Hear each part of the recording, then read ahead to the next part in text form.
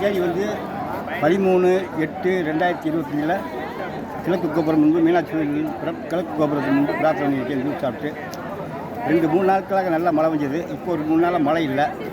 மீண்டும் வானங்களில் கூலிகளால் மழையெல்லாம் போச்சு.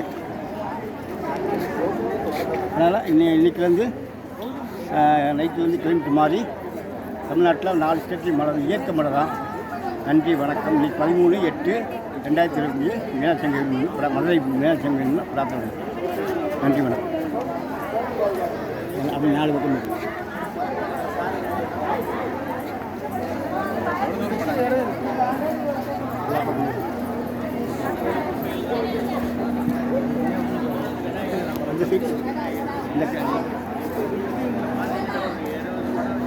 நான் அப்படியே கலை செய்கிறேன்.